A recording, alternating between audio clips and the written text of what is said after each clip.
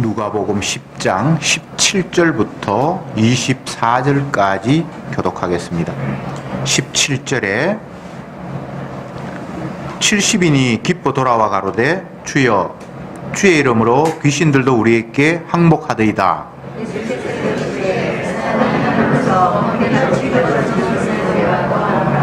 내가 너희에게 뱀과 전갈을 밟으며 원수의 모든 권능을 제어할 권세를 주었으니 너희를 해할 자가 결탄코 없으리라.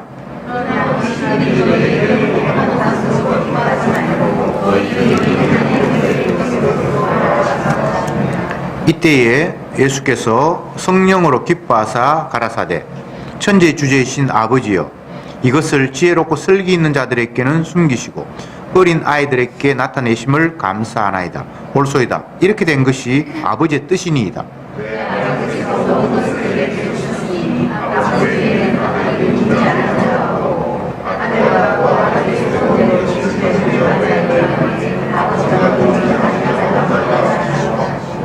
제 아들을 돌아보시며 종용이 이르시되 너희의 보는 것을 보는 눈은 복이 있도다.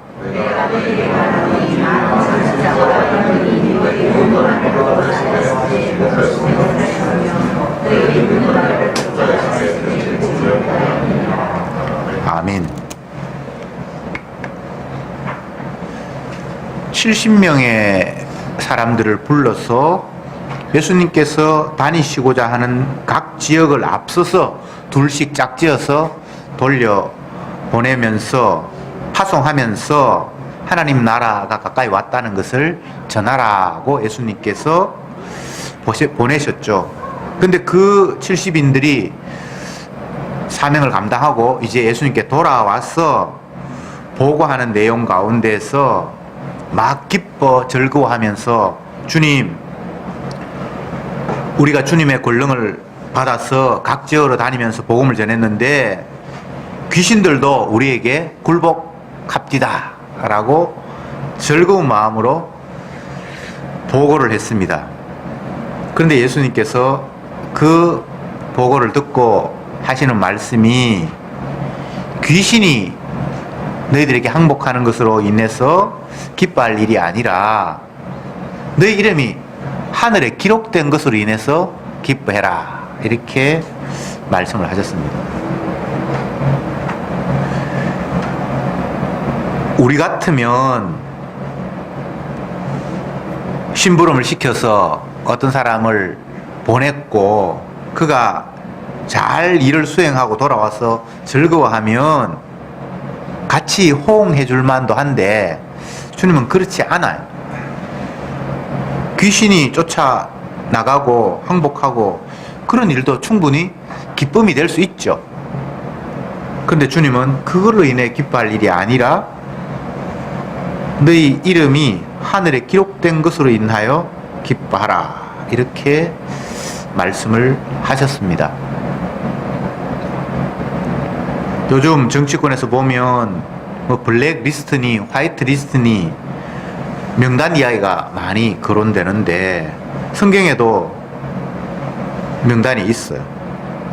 생명책이라는 것은 하늘에 기록된 것, 이게 생명책인데 하늘에 이름이 기록된 것은 다른 것이 아니라 천국 백성의 명단입니다.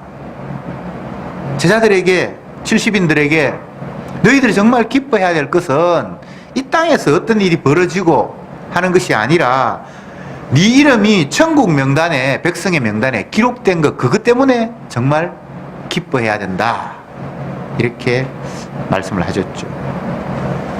우선 이 70인들이 기뻐한 이유에 대해서 잠깐 생각해 볼 필요가 있을 것 같습니다. 귀신들이 우리에게 항복합디다. 그래서 너무나 행복해 있고 싱글벙글합니다. 이 모습 속에는 인간의 죄악이 숨겨져 있는데 예수님의 12제자들 가운데 서로 누가 더 높으냐 누가 더 크냐라는 이런 다툼이 있었고 오늘 이 70인들의 이야기 속에도 귀신들이 우리에게 항복하더이다 라는 이 이야기 속에 누군가 경쟁해서 이기고 승리하는 그런 자가 되었다라는 것에 대해서 만족해하고 기쁨을 누리는 그런 모습을 엿볼 수 있습니다. 모든 인간들은 승리자가 되기를 원합니다. 이게 마귀의 마음이에요. 사단이 우리에게 주고 심어준 그 이상한 거예요. 부모가 자녀가 성장하는 모습을 보면서 여러 가지로 기대가 있는데 그 기대 가운데 가장 큰 부분이 내 자녀가 이 세상에서 승승장구하기를 원합니다. 직업을 갖고 어떤 일을 할 때에도 폼나게 승리하는 그런 자의 자리에 앉기를 원합니다. 오늘 본문에 나타난 70인은 주님이 파송하셔서 주님의 권능을 가지고 하나님 나라를 전파하는 그 과정 속에서 일어난 일인데 많은 일이 있었을 건데 그 가운데 유독 주님 앞에 기쁨으로 보고하는 내용이 귀신들도 우리한테 꼼짝 못하던데요? 라는 그 승리의 기쁨이 이 이야기 속에 담겨져 있습니다. 인간은 무엇을 해도 자기 죄성을 숨길 수가 없어요. 주님의 일을 하면서도 내가 승리했다라는 그런 기쁨이 거기에 묻어 있어요.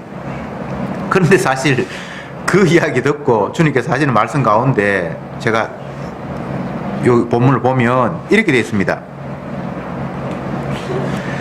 19절에 내가 너희에게 뱀과 정갈을 밟으며 원수의 모든 권능을 제어할 권세를 주었으니 너희를 해할 자가 결단코 없으리라. 이미 주님이 권능을 주셨어요. 그러니까 이들이 기뻐하고 승리했다고 도취해될 이유가 사실 없어요. 주님께서 그에게 그런 권능을 주셔서 귀신이 꼼짝 못하는 거지. 정말 자기들이 대단해서 귀신이 자기들 앞에 두려워 떨거나 쫓겨나거나 그런 건 아니에요. 이 땅에 있는 모든 피조물들은 주님이 다스리시고 주님이 때를 따라 은사도 주시고 권능도 주시고 일하게 하시는 거예요. 사람 자체가 대단한 사람은 아무도 없어요. 성경에 나타난, 특히 구약에 나타난 많은 선지자들, 주의 종들을 보면 큰 일을 하고 대단한 업적을 쌓기도 합니다만 그 모두는 자기의 능력이 아니라 주가 주신 일을 그들은 수행했을 뿐이에요. 여호수아가 애굽에 종살이하는 자기 민족들을 애굽 왕과 단판을 지으면서 그들을 끄집어내고 광야를 통과하는 과정 속에서 수많은 어려움이 있었지만 그들을 무사히 광야길을 지나게 하고 또 여호수아는 가나안에 있는 그 족속들을 다 물리치면서 그 백성들에게 땅을 분배하고 다윗 같은 왕은 자기와 도저히 상대할 수 없는 그 어마어마한 블레셋을 이기고 또 그 외에 수많은 나라들을 굴복시키고 많은 일들이 성경에 기록되어 있는데 궁극적으로는 그 모든 일들이 여호와께서 하신 일이에요. 70인이 각 지역에 다니면서 복음을 전했는데 그 과정 속에서 사단이 그들에게 굴복하고 엄청난 일이 있었는데 그것이 주께서 그들에게 주신 권능 때문에 일어난 일이지 그들의 자기의 자체적인 능력과 지혜와 힘은 아니에요. 그래서 귀신 나간 거 그거 기뻐할 일이 아니다. 너희들이 어떤 일을 했다고 해서 사람들이 너희들의 한 일을 통해서 저 사람 대단하네 라고 했다고 해서 그것 때문에 기뻐할 일이 아니야. 주가 그런 자리로 옮기셨고 그런 환경을 펼치신 것 뿐이야 라는 것이 본문의 내용입니다. 그러면서 덧붙여서 하신 말씀이 이 땅에서 너희들이 승리자가 되고 뭐 귀신이 쫓겨나고 그런 것 때문에 기뻐할 일은 아니고 정말 너희들이 기뻐할 일은 너희 이름이, 너희 명단이 하늘나라의 생명책에 기록되었다는 것. 이게 정말 너희들이 기뻐할 일이다 라고 말씀하셨습니다. 하늘에 기록되었다. 너희 이름이 하늘에 기록되었다.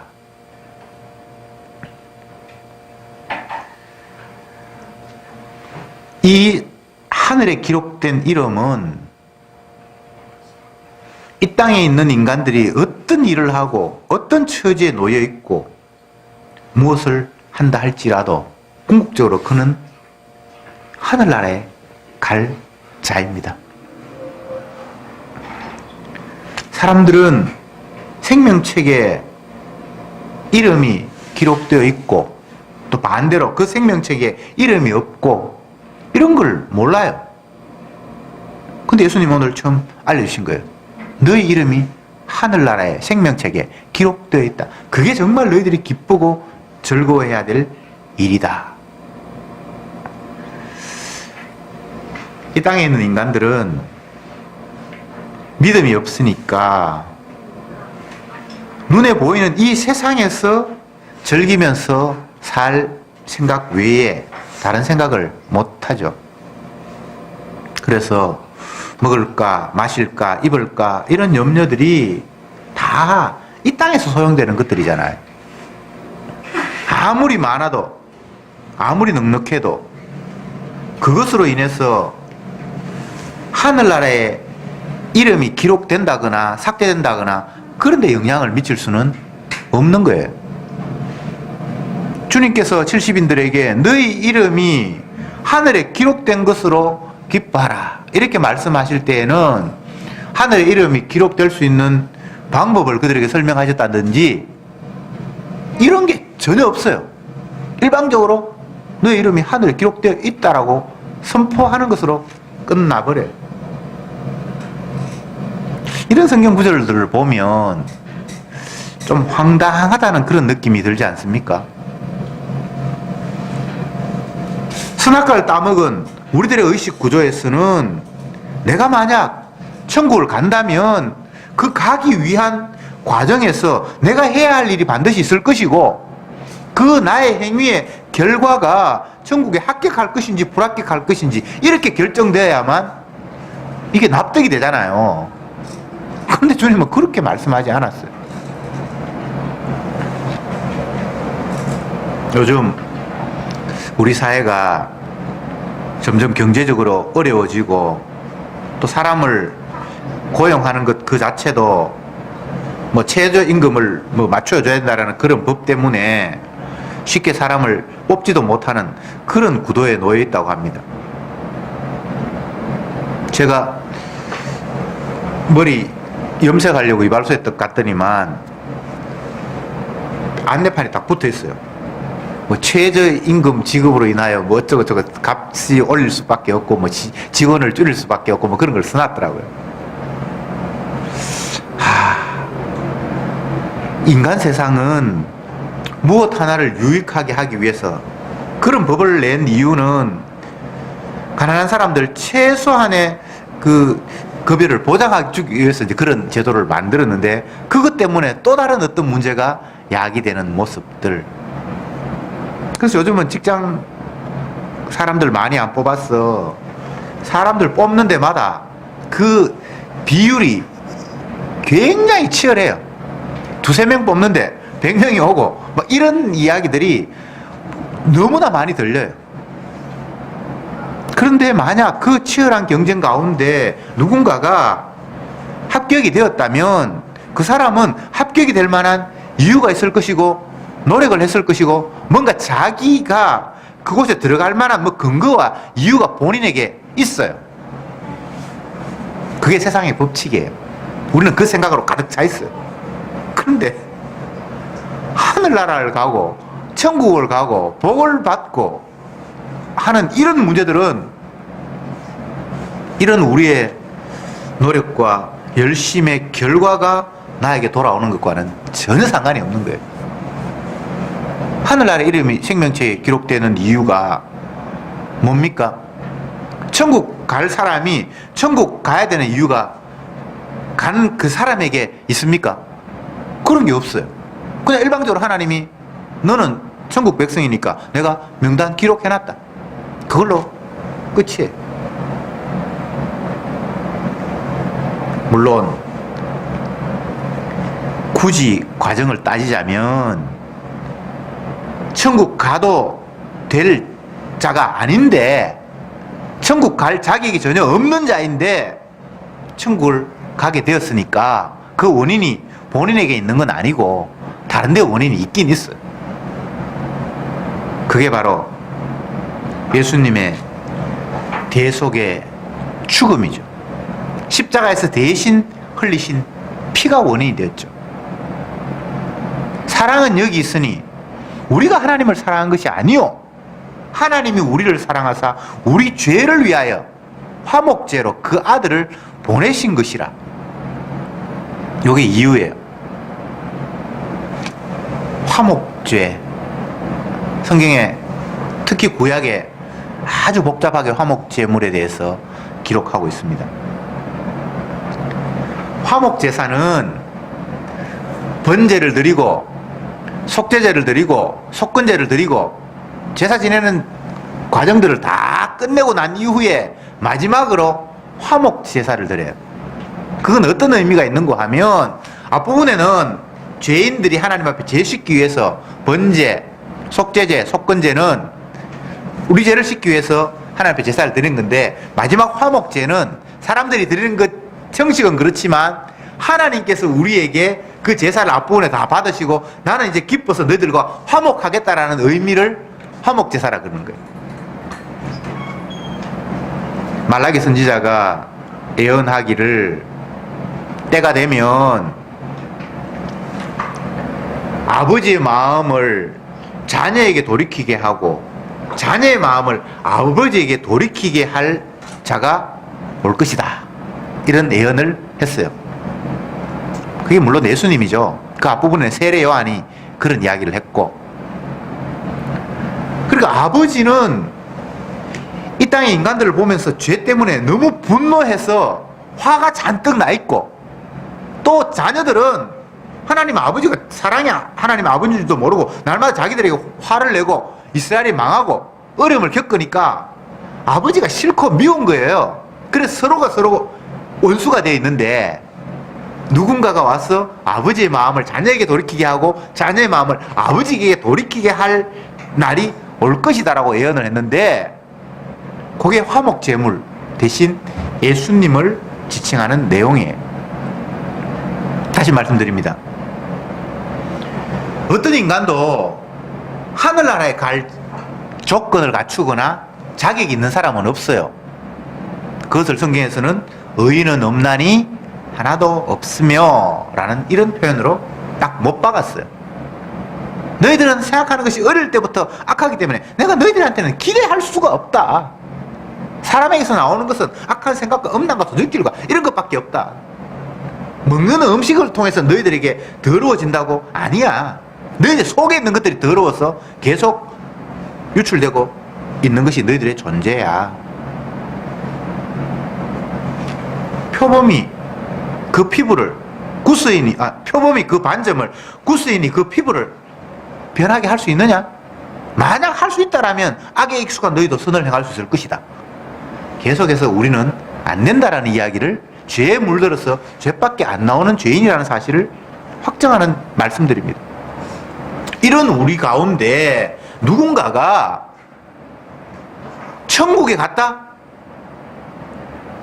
그러면 이건 우리의 상식으로는 내가 노력해서 내가 합격하고 이런 상식으로는 도저히 이게 답이 안 나오는 거예요. 천국 갈 수 없는데, 죄인인데, 천국은 하나님의 아들이 계신 곳이고 하나님이 계신 곳인데 그 거룩한 분이 계신 곳에 더러운 우리가 간다는 것 자체가 이게 있을 수 없는 거예요.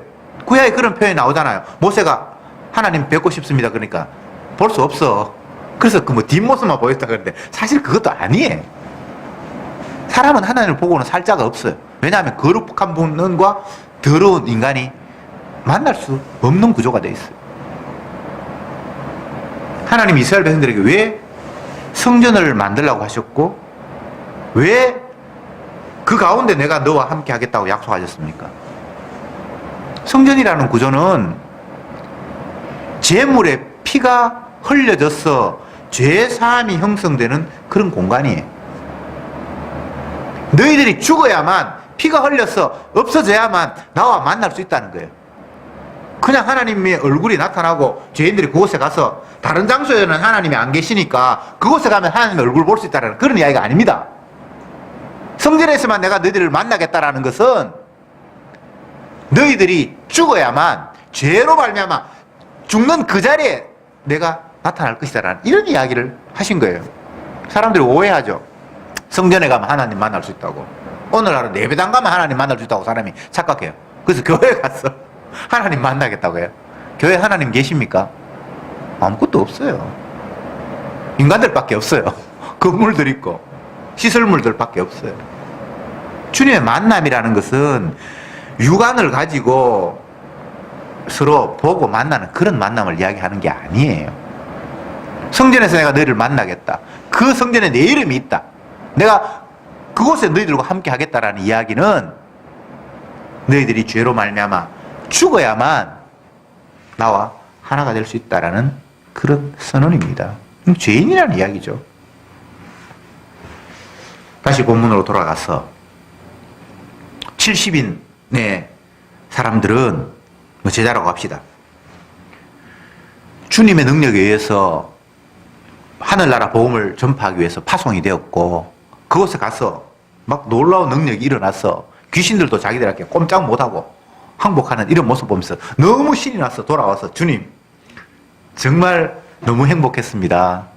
귀신들이 우리에게 꼼짝을 못하더군요 라고 하니까 예수님께서, 그건 내가 능력을 줘서 그렇게 된 거고 그것 때문에 너희들이 기뻐할 건 아니야. 너희 이름이 하늘에 기록된 것으로 인해서 기뻐해 라고 일방적으로 이렇게 이야기했어요. 그들이 가서 귀신을 쫓아내고 하나님의 능력을 행했기 때문에 천국 이름이 기록된 게 아니에요. 그냥 일방적으로 주님이 기록해 놓으셨어요. 그러면 그 근거를 찾아야 되고 이유를 찾아야 되잖아요. 근데 사람에게서는, 땅에서는 그 이유가 없어요.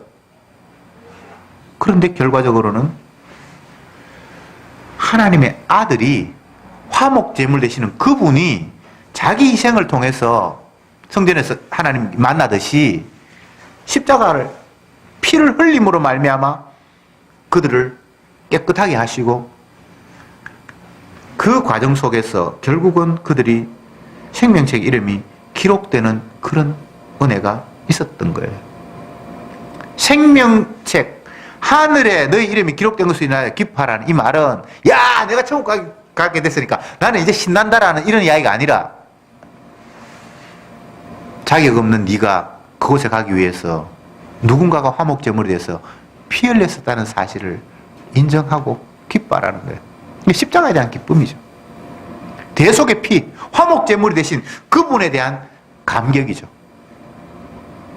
어떤 경우도 내 조건 때문에 기뻐하고 내 형편 때문에 즐거워하는 게 없어요. 성경에는 모든 게 다 하나님의 아들, 그분으로 인해서 기쁨과 찬양과 경배가 솟아날 수밖에 없는 거예요.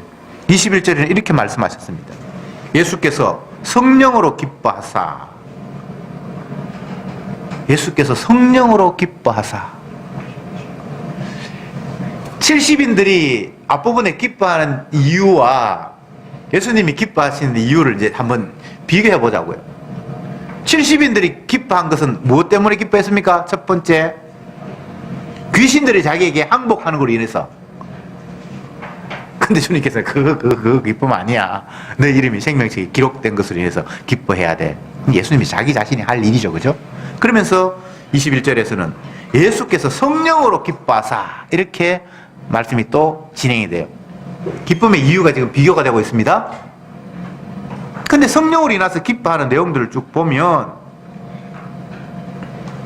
지혜롭고 설기 있는 자에게는 숨기시고 어린 아이에게는 나타낸 것을 기뻐하고 감사합니다. 예수님께서 이렇게 이야기하시는 거예요. 슬기롭다고 하는 사람, 지혜롭다고 하는 사람들한테는 숨기셨고, 아무것도 모르는 어린 아이에게는, 철부지에게는 알려주셨다. 뭐 어떤 내용입니까 이게? 이게 바로 화목제물의 비밀이에요. 지옥 갈 수밖에 없는 죄인이 천국 가고 생명책 이름이 기록된 이 놀라운 사실이 똑똑하고 지혜롭다는 사람한테는 도대체 무슨 말인지 모르고 아무것도 모르는 철부지가 그걸 깨닫게 된 것에 대해서 하나님 감사합니다 라고 예수님께서 아버지께 감사와 영광을 돌리고 있는 거예요. 화목제물의 진리, 이 화목제물의 비밀, 누군가 대신해서 희생함으로 말미암아 천국 갈 백성이 만들어진다라는 이 놀라운 진리가 지혜롭고 똑똑한 인간에 숨겨지는 것이고 어린아이 철부지에게 하나님께서 알게 하신다. 이 말을 표면적으로 그대로 받아들이면 그러면 아이들은 화목제물의 비밀 십자가를 알고 어른들은 모른다 이런 이야기가 아니고 인간들의 지혜와 노력과 열심으로는 결코 접근할 수 없는 비밀의 세계고 주님께서 알려주시는 그에게만 이 사실이 깨달아진다는 이야기를 주님은 하고 계시는 거예요. 여러분, 인간의 슬기, 지혜, 노력 이거 하늘나라에 아무 짝에도 소용없습니다. 오후에 사사기 말씀을 보고 있는데 그 사사의 면면들을 보면 다 머저리 같은 이 땅에서 쓸모없는 바보 같은 그런 존재들을 세워서 하나님이 이스라엘 백성들을 어려운 가운데서 구출하고 건지죠. 사사들이 다 그래요. 오늘 오후에도 아마 보면 또 그런 모습이 나타날 거예요. 왜 주님이 그런 방법을 취하십니까? 인간이 하는 게 아니라는 거죠. 사람의 능력이 하나님의 일을 좌지우지하는 게 아니라는 거죠. 그래서 능력 있고 힘 있고 강한 사람을 세워서 주님의 일을 하다 보면 그 똑똑함과 그 사람의 능력이 주님의 일을 이룬 것처럼 착각할 수 있잖아요. 그래서 주님은 그렇게 하면 안 되니까 힘 없는 사람을 들어서 주님의 일을 하시는 거예요. 똑똑한 사람을 바보 만들어서 주님의 일을 하시는 거예요. 사도 바울 같은 사람은 똑똑한 사람이잖아요. 세상적으로 볼 때. 그런데 주님은 그에게 찌르는 가시를 주시고 만물에 찢기만도 못한 그런 환경으로 그를 몰아세워서 약한 데서 주의 능력이 더욱더 강하게 나타남을 확인시켜 주시는 식으로 일하시는 거예요. 그래서 하나님 일을 하는 데는 갖춰야 될 능력이라든가 우리의 자질 이런 게 아무것도 필요 없습니다. 그냥 멍청하게 끌려가면 돼요. 하라고 하면 하고 하지 말라고 하면 안 하면 되는 거죠. 우리의 테크닉이 우리의 솜씨가 전혀 여기에는 소용이 없어요. 그래서 그런 표현을 지혜롭고 슬기 있는 자에게는 숨기시고 어린아이에게 나타내셔서 하나님 감사합니다 라고 예수님이 말씀하시는 겁니다. 22절에는 이런 표현이 있습니다. 내 아버지께서 모든 것을 내게 주셨으니 아버지 외에는 아들이 누군지 아는 자가 없고 아들과 또 아들의 소원대로 계시를 받은 자 외에는 아버지가 누군지 아는 자가 없나이다. 이 표현은 굉장히 재밌어요. 아버지께서 모든 권한을 내게 주셨다라고 말씀하고 있습니다. 이렇게 되면 이제 예수님 외에 다른 하나님을 생각하거나 염두에 둘 이유가 없어요. 아버지가 아들에게 모든 권한을 다 주셨어요. 구원하고 심판하고 앞으로 어떤 일을 펼치고 모든 일부의 권한이 아니고 아버지의 모든 것을 아들에게 다 일임하셨어요. 그러면 이제 아들 믿으면 다 믿는 거예요. 오늘날 수많은 신학자들이 삼위일체를 거론하고 아버지의 능력을 거론하고 아들을 거론하고 성령을 거론하고 합니다. 근데 이 말씀을 보면 아버지께서 모든 것을 아들에게 다 넘겼습니다. 그러면 예수님 믿으면 다 하나님 믿는 거고 뭐 다 끝나는 거예요. 예수님 앞에 기도하고 예수님 못 알아는 거 이제 하나님 앞에 또 아버지 앞에 또 기도하고 아버지가 못하는 거 성령 앞에 기도하고 이런 식으로 삼위일체니 뭐 그런 이야기를 할 것 없습니다. 성령도 예수님의 영이에요. 아버지 하나님은 아들에게 모든 것을 다 맡겼어요. 그러면 아들의 말씀 믿고 아들 순종하면 끝나는 거예요. 이 이야기가 예수님 이후에 신약을 살아가는 우리들에게는 뭐 특별한 이야기가 아닌지 그냥 쉽게 느껴질지 모르지만 당시 유대인들에게는 굉장히 충격적이에요. 하나님을 아예 무시하는 이야기잖아요. 인간들이 볼 때는 예수님은 자기들과 유사한 모습이에요. 좀 능력을 행한다 할지라도 그를 하나님이라고 인정할 만큼 대단하진 않아요. 하나님이 뭐 자기 아들을 보내셨다 그러니까 보니까 아들 같기도 하고 뭐 아닐 수도 있고, 그런데 예수님이 하신 이야기가 아버지가 모든 권한을 내게 맡겼다라고 이야기하면서 이제는 더 이상 아버지를 따로 상정하거나 생각하지 말고 내가 하는 일, 이게 전부 아버지의 일이라고 이런 식으로 이야기를 몰아가신다 이 말이죠. 그러면 당시 유대인들의 생각이 어떤 느낌 들겠어요? 야, 이 사람 지금 좀 해도 지금 너무하네. 아버지가 하나님이 따로 계시는데 아들이라 그래도 우리가 지금 믿을지 말지 의심이 가는데 이제는 아버지가 나한테 모든 권한을 맡겼으니까 아버지 자꾸 생각하지 말고 내가 하는 일이 하나님의 일이라고 이렇게 지금 이야기를 몰아가신다 이 말이죠. 죽을 만하죠. 우리가 이 사태를 너무 쉽게 간단하게 넘기니까 뭐 자기가 뭐 하나님하고 아들이니까 아버지하고 아들은 마음이 비슷하니까 비슷하겠지.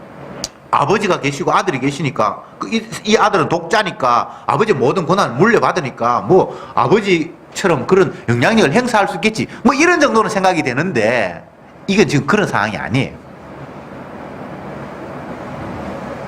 요한복음에 넘어가면 더 심한 이야기를 해요. 나를 본 자는 아버지를 보았거늘 왜 자꾸 하나님을 자꾸 따로 생각하냐고 이렇게까지 이야기를 해요. 유대인들이 정말 머리에 멘붕이 오는 거예요. 하나님은 도저히 이런 사람의 모습일 수가 없는데 구약에는 하나님을 보면 살짝 없다라고 이야기했는데 예수님이 이 땅에 오셔서 뭐 능력 좀 행하고 기적 좀 행한다고 하는까지는 다 좋겠는데 내가 하나님이야, 다른 하나님 없어라고 나오더라 이 말이죠. 여러분, 다른 하나님 생각하지 마세요. 없습니다. 이 말씀대로 예수님이 하나님이에요. 그분이 천지 만물을 창조하셨어요. 뭐 아버지를 없다라고 이야기할 필요는 없지만 따로 우리의 뇌 속에 예수님 말고 또 아버지가 있겠지 이렇게 상정할 이유가 없어져 버렸어요. 모든 권한을 아들에게 다 맡겼고 지금 아들 하는 일이 아버지의 뜻을 그대로 행하기 때문에 굳이 다른 예수님 말고 예수님 말씀 말고 다른 무엇 하나님 뜻이 있을 것이라는 생각 자체를 할 필요가 없어져 버린 거예요. 그래서 우리는 예수님 믿어요. 하나님 믿습니다. 하나님 믿습니다. 그렇게 이야기할 필요 없어요.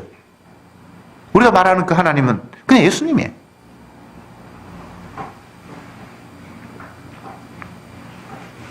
아들과 또 아들의 소원대로 계시를 받은 자 외에는 아버지가 누군지 아는 자가 없나이다.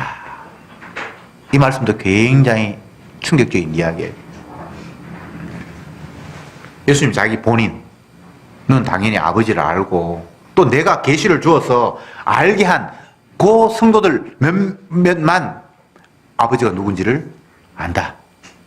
근데 사실 여기서 아버지는 앞부분에 이야기했듯이 아버지가 내게 모든 권한을 맡겼기 때문에 내 모습이 아버지다라고 이렇게 이야기하는 거하고 똑같은 이야기를 되풀이해요. 이 사실을 내가 알고 내가 계시를 준 그자만 안다는 거예요.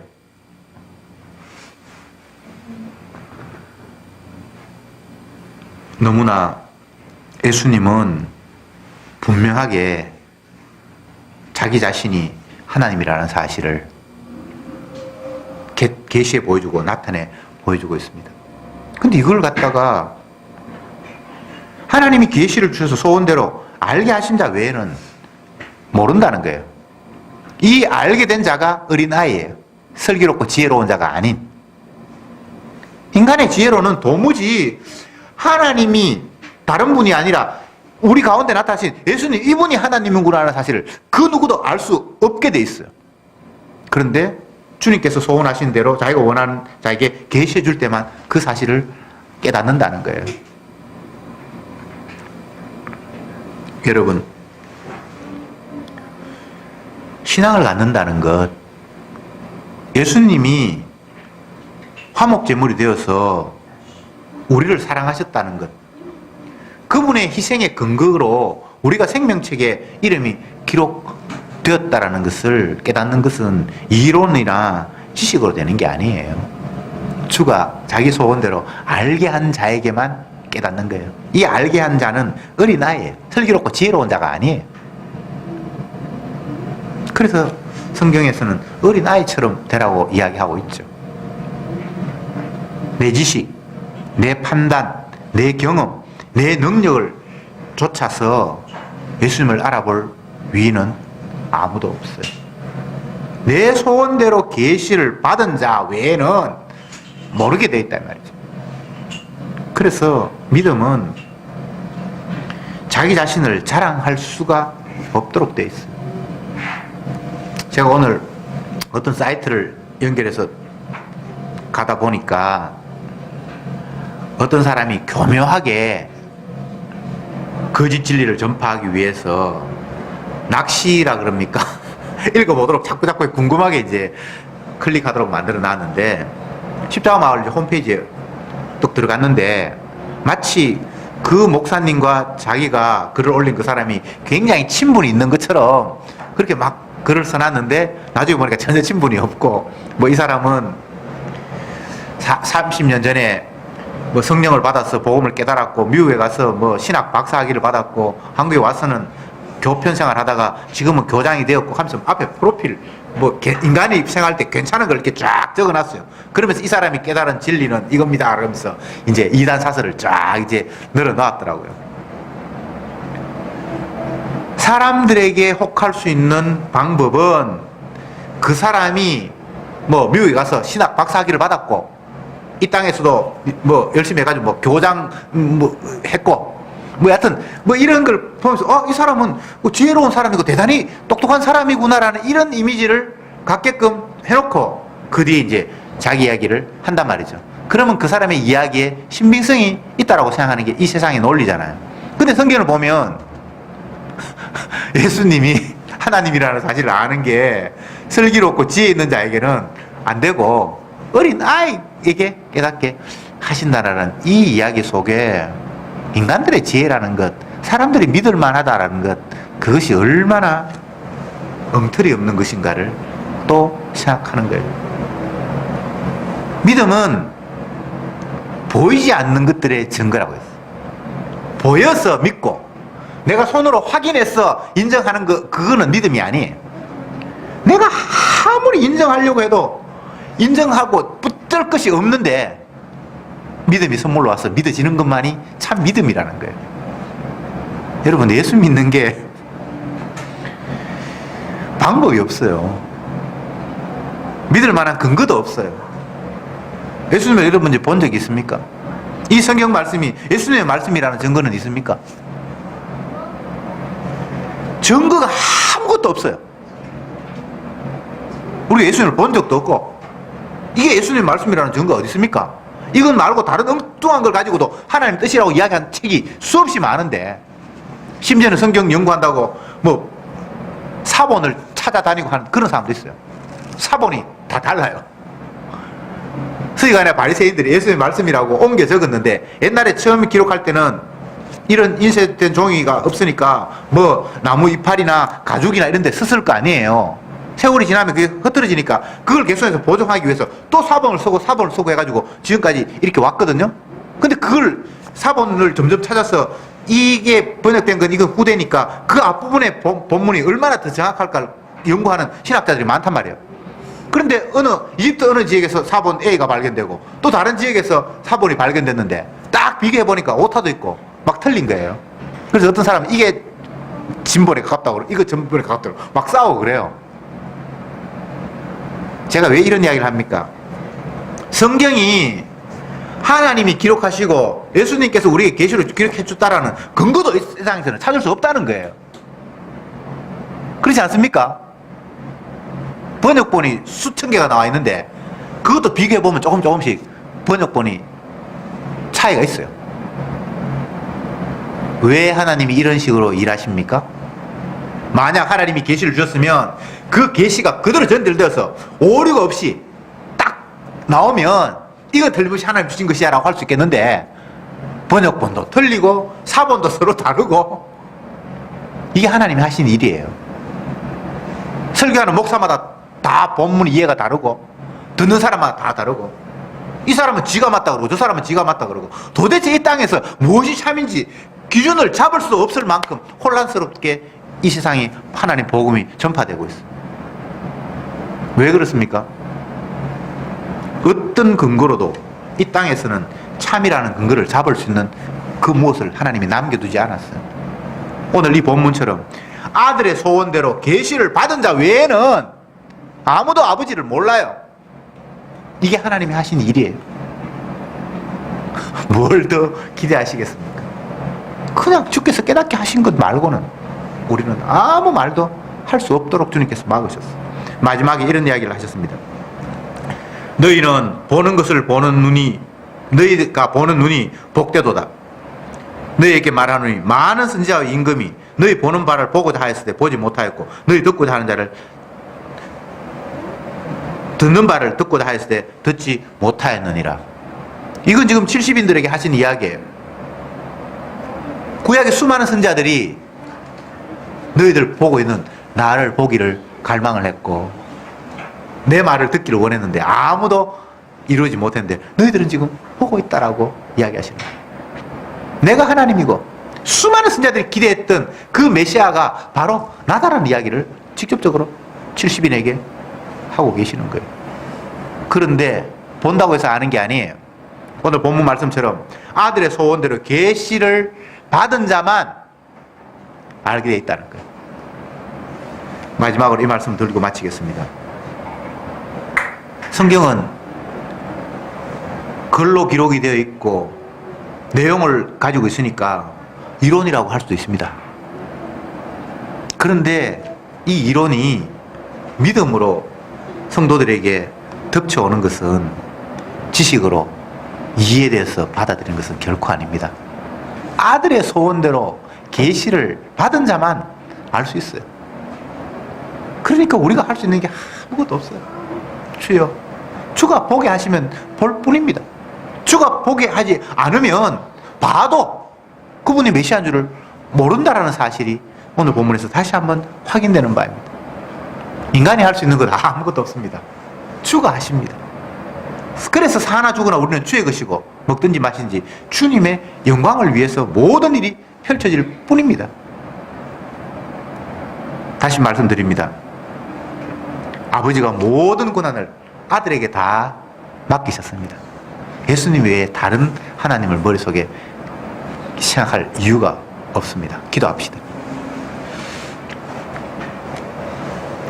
사랑은 여기 있으니 우리가 하나님을 사랑한 것이 아니요 하나님이 우리를 사랑하사 우리 죄를 위하여 화목제로 그 아들을 보내신 것이라. 주여, 생명책에 이름이 기록되었다고 말씀을 하셨는데 도대체 우리가 천국 가야 할 자격과 조건은 전혀 없음을 하루하루 살아가면서 느낄 뿐입니다. 얼마나 완악한지. 나는 이 땅이 좋고 이 땅에서 먹고 마시는 일 때문에 동분서주할 뿐이지 내 이름이 생명책에 기록된 것으로 인하여 기뻐하는 그런 시간은 단 1분도 없는 것이 저들입니다. 그럼에도 불구하고 이런 우리들을 생명책의 이름을 기록하신 근거는 예수님 당신께서 우리 죄를 위해서 십자가에 피 흘리시고 화목제물이 되신 그 이유 때문에 우리를 생명책에 기록하셨음을 오늘 다시 한번 말씀을 통해서 확인했습니다. 제발 이 땅에서 승리자가 되는 것으로 우쭐대는 그런 어리석은 자가 아니라 화목제물 대신 예수님의 그 희생으로 말미암아 생명책의 이름이 기록된 것으로 인하여 감사 찬양하는 저들이 되게 하옵소서. 예수님의 이름으로 기도드리옵나이다. 아멘.